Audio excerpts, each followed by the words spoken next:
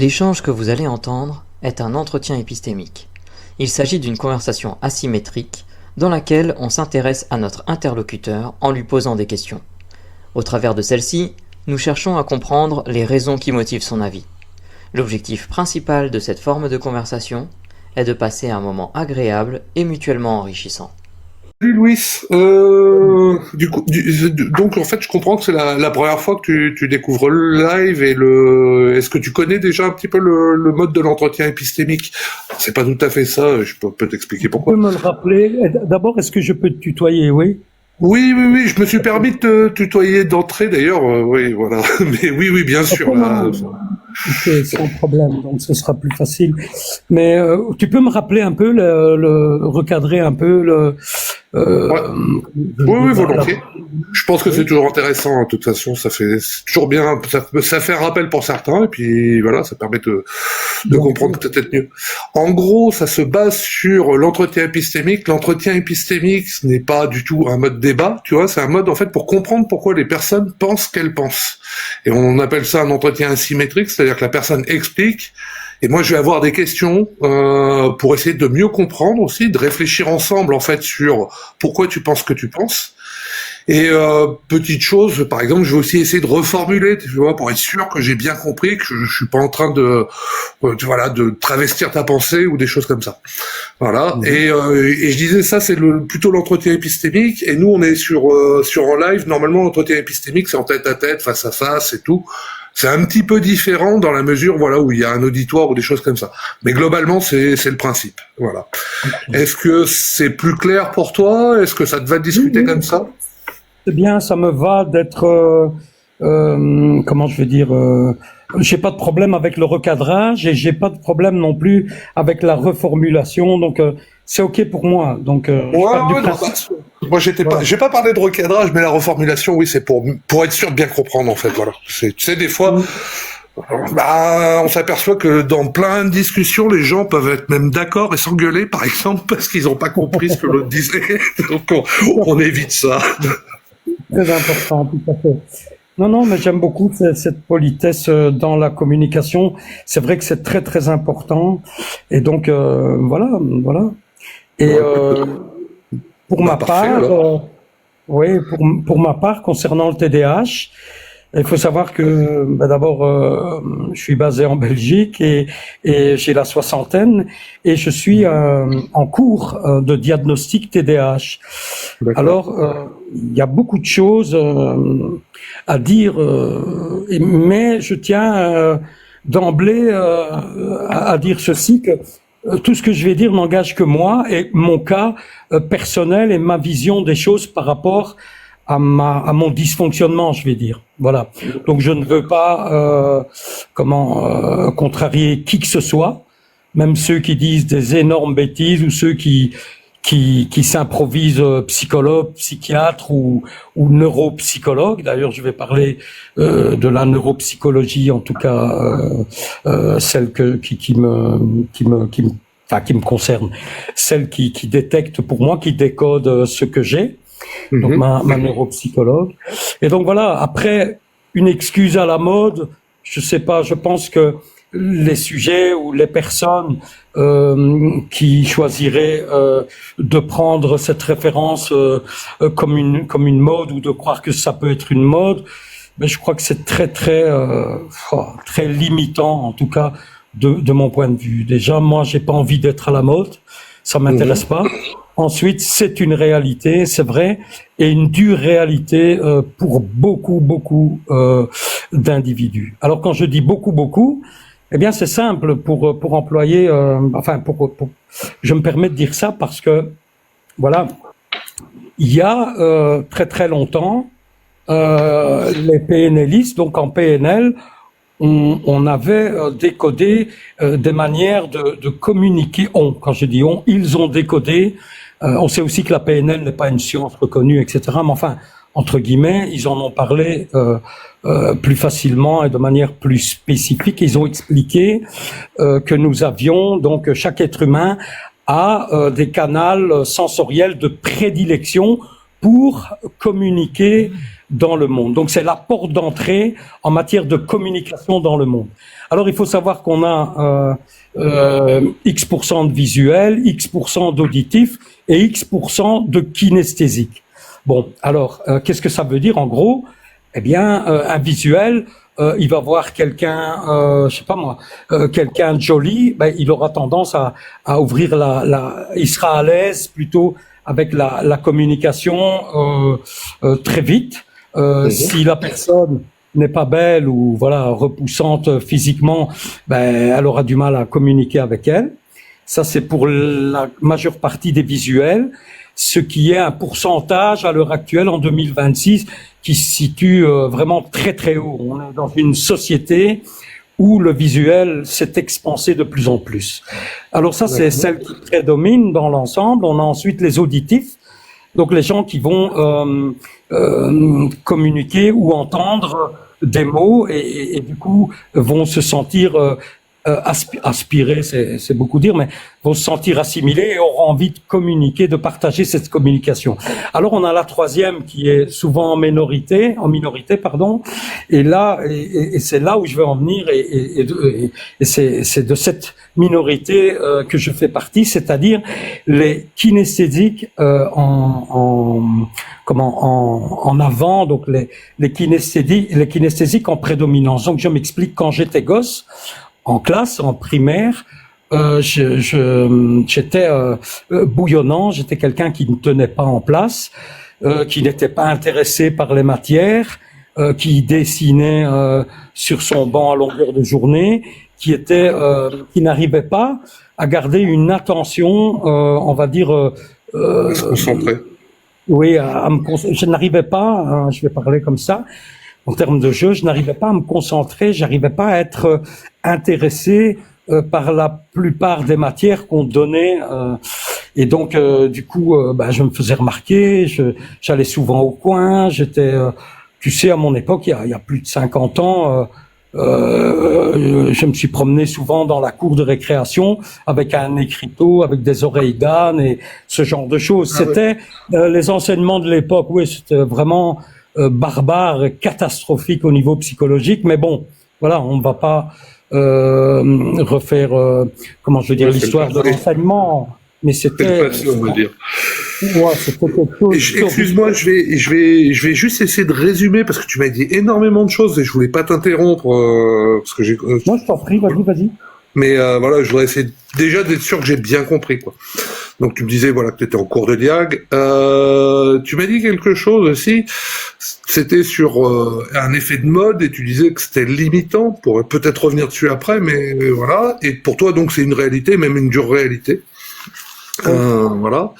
Tu m'as parlé de la PNL aussi et tu m'as dit voilà c'est pas une science mais ça a l'air d'être assez important pour toi parce que tu m'as évoqué les trois cas donc les visuels et les kinesthésiques si j'ai bien compris. Kinesthésique, auditif, oui c'est bon. Oui les auditifs c'était le deuxième et oui visuel, kinesthésique, auditif, après on a gustatif, on a voilà. Oui, il y en a plusieurs, d'accord. Il y en a plus. Mais alors, voilà. Moi, là, j'aurais une question. Tu me parles de la PNL et donc en liaison avec le sujet, tu me disais c'est pas scientifique. Qu'est-ce que la PNL apporte pour toi, en fait? La programmation neurolinguistique. Donc la PNL, en fait, c'est pas scientifique. Je veux dire, elle est beaucoup controversée. Donc c'est toujours très dur pour certaines nouvelles sciences de s'introduire dans celles qui font loi, etc. C'est dans ce sens-là que je veux dire. Après, voilà, de la communication, c'est un mélange de linguistique, de communication, aussi thérapeutique, etc. Donc là, on s'intéresse vraiment à comment l'être humain communique. Et là, ça m'évoque une question. Désolé, mais ça m'évoque une question. Tu m'as dit, oui, voilà, c'est difficile pour une nouvelle discipline en fait de s'imposer. Or, est-ce qu'il y a des nouvelles disciplines qui arrivent à s'imposer? Est-ce qu'il y a des nouvelles disciplines qui sont exclues? Et comment on fait pour savoir en fait si une discipline doit être gardée ou pas gardée? Ah ben ça c'est une très très belle question. Eh bien en fait, je crois qu'il faut laisser du temps aux nouvelles découvertes, aux nouvelles théories, aux nouvelles expériences. Bon, la PNL est là depuis les années 70, ok? Elle a été mise au point par des... Pardon? C'est pas si nouveau, du coup. Mais voilà, oui, mais elle n'a jamais été, je veux dire, voilà, vous êtes formé en PNL, ça vous donne un diplôme, mais pas un diplôme, enfin, je veux dire une qualification, mais elle n'est pas reconnue de façon académique, etc. Voilà, c'est ce que je veux dire. Maintenant, on trouve beaucoup dans le milieu de la PNL des psychologues, des gens qui sont dans le social, etc., qui se servent énormément des outils de la programmation neurolinguistique et il y a même des thérapeutes en PNL. Hein. Donc c'est aussi un mélange de thérapie, allez, je dirais comportementale, cognitive, etc. Voilà, c'est toute une, voilà. Donc, mais c'est pas reconnu. En tout cas, en Europe, on a beaucoup d'écoles, on a pas mal d'enseignants, etc. Mais la maison mère, elle se trouve aux États-Unis, à l'université de Palo Alto, hein. Et voilà, et ça a été mis au point par des gens quand même assez. Oui, je vois que tu t'es pas mal renseigné sur la PNL. Et tu me disais que tu étais en Belgique. Oui. Est-ce que on parlait tiens, bah par exemple, voilà, on parlait de la psychanalyse. Est-ce que la psychanalyse est reconnue? Oui, tout à fait. La psychanalyse, la psychiatrie, la psychologie, oui, tout à fait. Après, moi ici, je parle d'une thérapie. Voilà, la PNL, c'est plus de l'ordre de la thérapie brève. Hein, mais c'est pas, vous n'allez pas chez un PNListe avec une ordonnance et machin. Donc voilà, c'est plus comment je vais thérapie. Donc ça, est-ce que je dois comprendre que ça soigne en fait la PNL?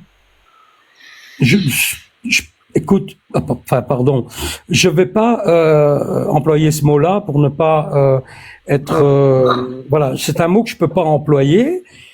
Puisque je ne suis pas, je veux dire, je n'ai pas la légitimité de pouvoir répondre à cette question.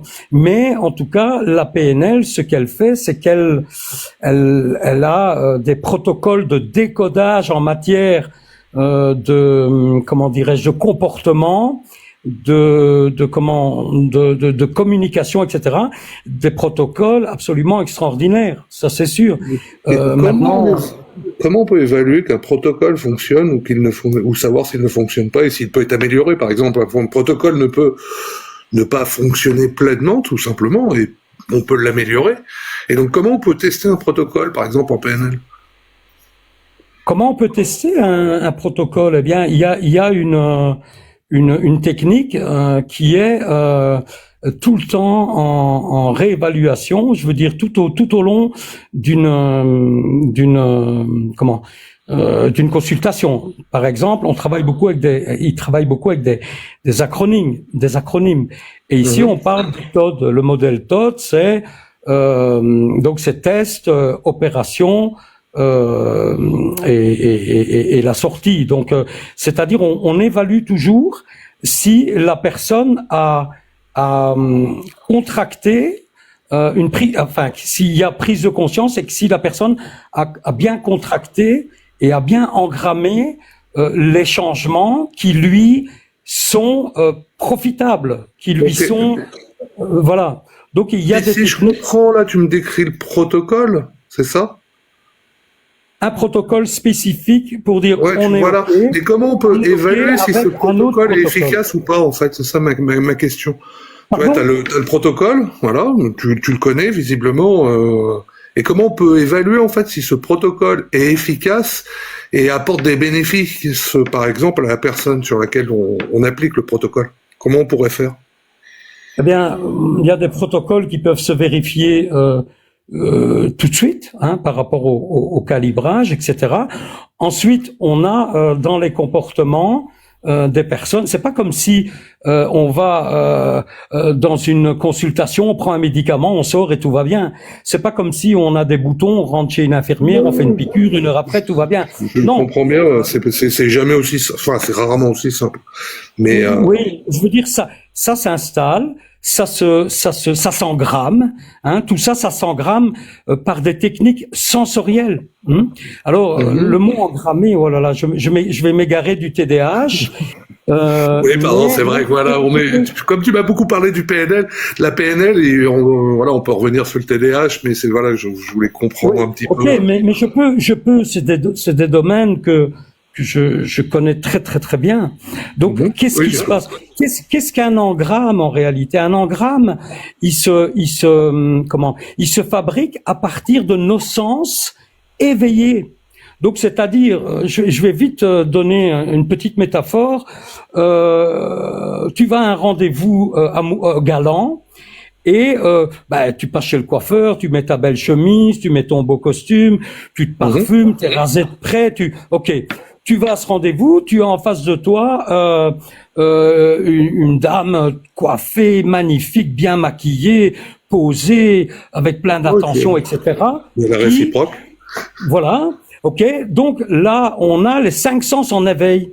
Donc qu'est-ce qui se passe dans le cerveau? Je vais faire simple et un peu à la con. On va dire waouh. Elle est jolie, waouh, elle a une belle poitrine, waouh, elle sent bon, waouh, elle parle bien, waouh, tous ces trucs-là, ouais, on est vraiment sur la même longueur d'onde. Et puis, paf, on attrape ce qu'on appelle, on pourrait, pas tout le temps, mais on attrape une attention particulière, on tombe amoureux, et là, on a fait un engramme sensoriel parce que toutes les prédominances sensorielles étaient présentes. En plus, on est dans un restaurant, on mange bien. Je le comprends, ça, en fait. Non, mais je le comprends, voilà, l'environnement, en fait, voilà, tout simplement. L'environnement, le fonctionnement et l'essence en éveil, en mode 100%. Ouais. Mais donc, comment tu sais qu'en fait, le protocole, alors, c'est peut-être pas un protocole, là, je suis désolé, je non, un modèle, on peut dire un modèle. Le modèle, voilà. Comment tu sais que le modèle, en fait, est fiable et que finalement, on peut pas l'expliquer?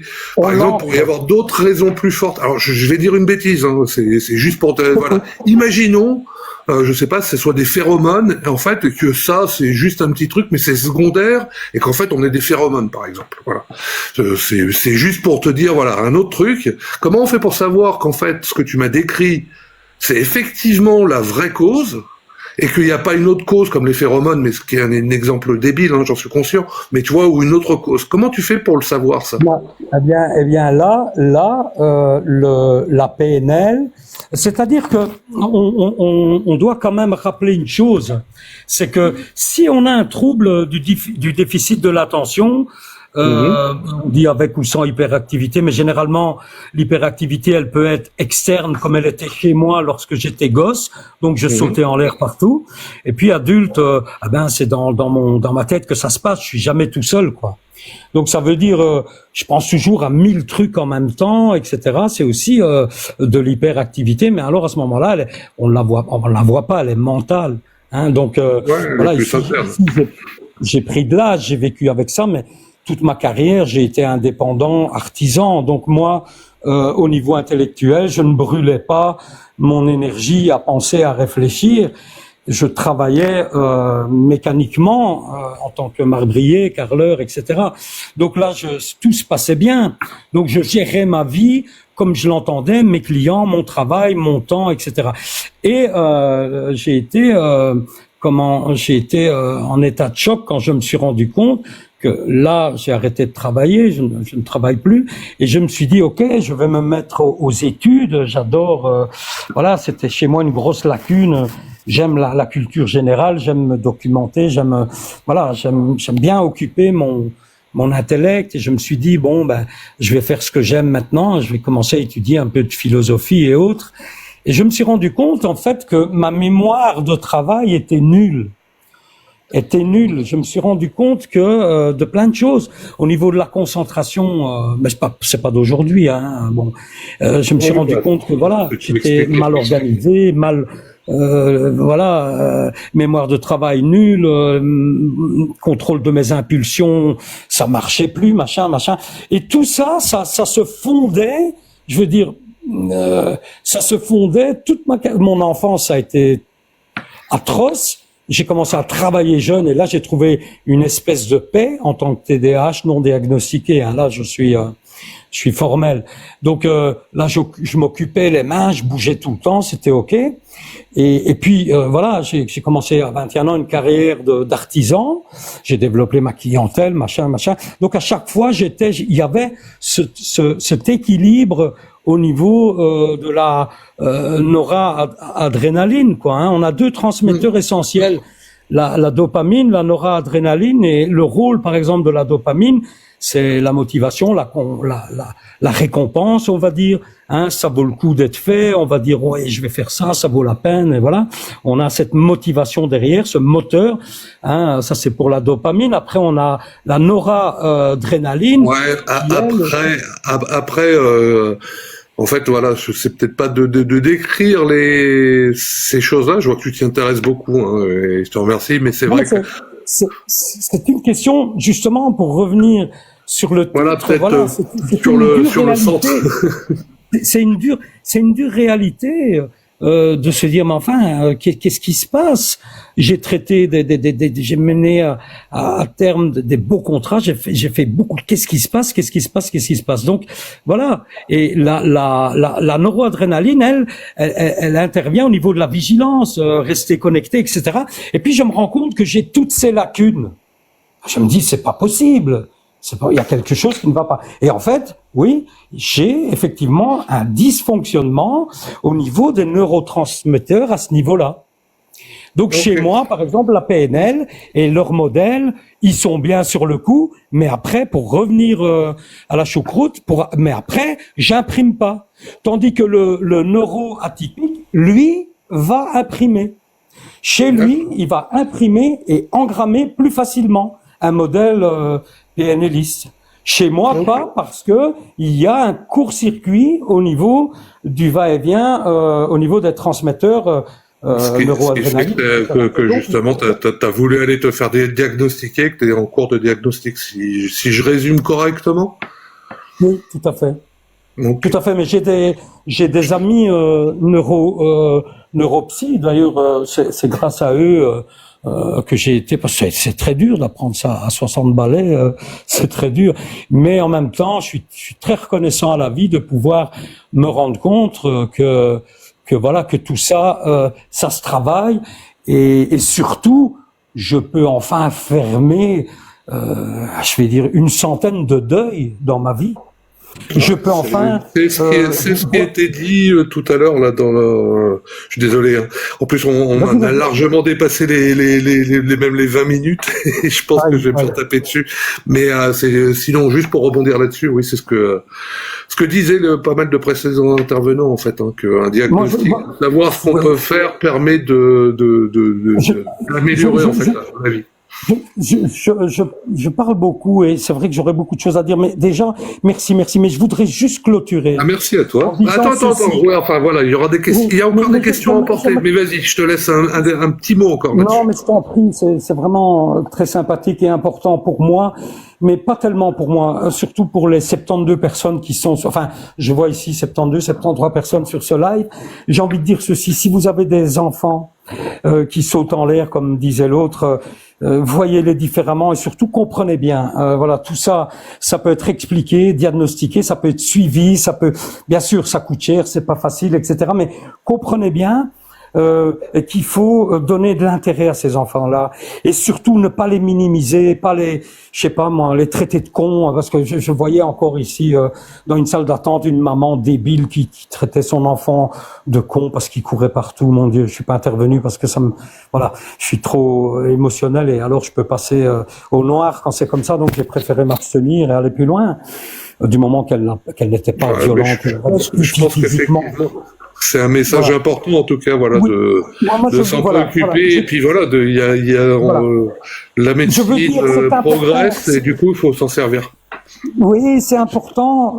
Les parents, voilà, si vous estimez, voilà, c'est important. Savoir la vie d'un être humain. Peut-être pas. Moi, j'ai réussi professionnellement. J'étais quelqu'un, voilà, un super artisan.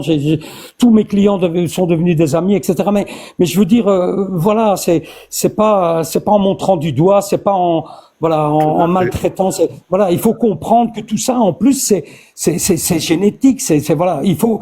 voilà, ils ont leur responsabilité, les parents qui traitent leurs enfants de cons, parce que parfois ils sont TDAH eux-mêmes non diagnostiqués. Ouais, c'est tout à fait possible. Voilà. Par contre, je suis désolé, on va vraiment devoir arrêter parce que. Merci. Mais par contre, attends, il y a peut-être des questions à porter. Voilà, c'est ça. C'est pas tout à fait fini, t'inquiète pas.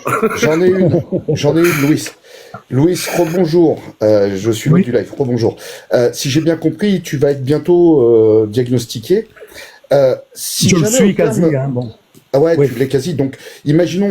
Dans peu de temps, tu auras la conclusion finale et imaginons que tu es vraiment diagnostiqué TDAH et que ton thérapeute t'explique que dans le cadre du TDAH, le cerveau se met en danger car il est fortement stimulé par des pseudosciences bullshit comme la scientologie ou la PNL et qui te disent que pour améliorer ton quotidien et rentrer dans ta thérapie, il faut que tu arrêtes la PNL. Du coup, est-ce que tu arrêterais la PNL ou est-ce que tu arrêterais ta thérapie ? Ouais, tu m'as perdu un peu, mais si on me dit que la PNL c'est du bullshit, je demande. Alors parce que moi je suis un peu plus vicieux, donc je vais demander pourquoi spécifiquement. Hein. C'est du bullshit. Si ça a été du bullshit. Pour moi, en tant que neurodivergent, oui. Pourquoi ? Parce que je n'imprime pas. Parce que j'ai un fonctionnement neuronal différent. Donc, oui, je t'écoute. Imaginons que ce thérapeute t'explique pourquoi dans le problème de recapture de la neuroadrénaline ou je ne sais quoi dans le cerveau, les cerveaux TDAH ont tendance à basculer très vite dans des choses hyper stimulantes comme les pseudosciences. Et il te démontre que la PNL aujourd'hui, c'est vraiment contre-productif pour toi et ton cerveau. Est-ce que tu abandonnerais la PNL pour rentrer pleinement dans ta thérapie ou est-ce que tu refuserais la thérapie ? Non, bien sûr, j'arrêterai, mais c'est clair. Je t'invite à poser la question. Je t'invite, si tu es diagnostiqué, je t'invite à rentrer à un moment donné dans la thérapie que tu auras. J'espère que tu auras une bonne thérapie et un très bon thérapeute. Je t'invite à lui poser la question. Voilà. Non, mais c'est gentil, ouais. C'est intéressant, bien sûr. Ok. Voilà. Ok. En tout cas, merci. Est-ce qu'il y a d'autres questions? Je sais pas, ProgX, Maël, d'ailleurs, en fait, c'est une horreur. Alors, est-ce qu'il y a d'autres questions, Maël, ProgX J'ai pas de questions. Je vous fais des gros bisous pour ceux qui veulent. Je vous quitte, je prends la route. Ok, écoute, bonne route et sois prudent. Merci, bonne soirée. À bientôt. À bientôt. Et Maël, accélère pas trop vite, hein.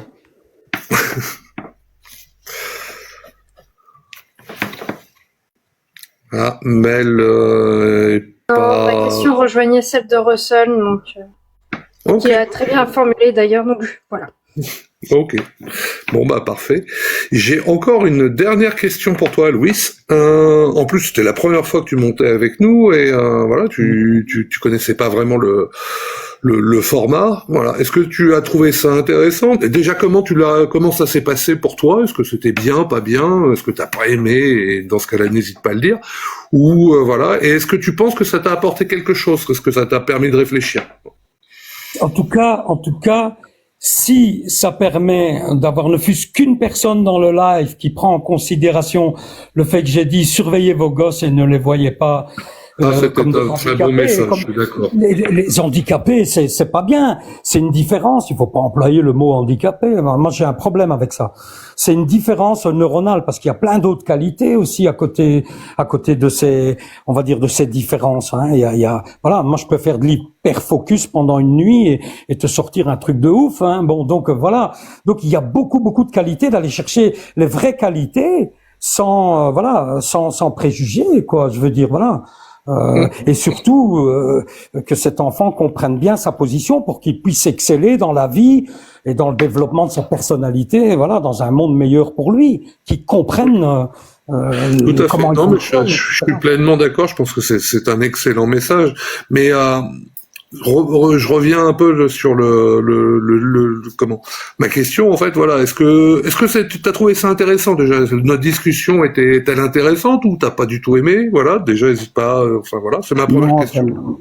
J'aime beaucoup parce que j'ai pu parler. Bon, après, j'ai beaucoup parlé. Voilà, j'ai dit au Ça départ. fait partie de Ça n'engageait l'exercice. que moi. Non, mais ça n'engage que moi. Mais voilà, non, ça fait très plaisir. Voilà, et j'espère que les gens ne vont pas choisir le TDAH comme mode parce que je trouve que c'est pas bien. C'est pas bien pour ceux qui l'ont vraiment. Hein, maintenant, je me sens pas amoindri dans la société. Hein, c'est pas du tout ça le truc. Et je cherche pas non plus un style. Hein, bon, j'ai plus 15 ans, mais voilà, il faut faire gaffe avec tout ça parce qu'il y a vraiment des jeunes gens. Est-ce que je dois en conclure en faisant une note d'humour que tu n'es pas à la mode par rapport au titre du live? C'est clair, Et ça. on va conclure sur cette magnifique phrase parce qu'il y a encore 2 personnes et tu connais Madame Russell. Je suis censé arrêter à 19h. Et les 19h37, Oui, mais et nous avons encore tu 2 te fais entretiens à battre venir. par Je suis Madame désolé. Russell tous les jours, quoi. Enfin, tous les dimanches. Ouais. Maintenant, t'as la peau Je dure. fais pas de la PNL avec elle, je fais de la PLS. Merci Louise, bonne soirée. Est-ce que je te En fais tout cas, descendre ou est-ce merci que tu beaucoup, descends tout Louis. seul? Oui, ok. Donc, je vous salue à tous. Je vous remercie vraiment. Et puis, merci pour l'attention et merci pour l'accueil. Merci à toi. Et puis, Super intéressant. Il y a eu des gens super intéressants sur ton live. C'est vraiment super génial. Voilà. Merci. Merci beaucoup. Ravi d'entendre ça. Au revoir. Tu descends tout seul ou je te fais descendre? Oui, je descends. Ok. Salut. Ok, bonne soirée à toi, bonne fin de week-end.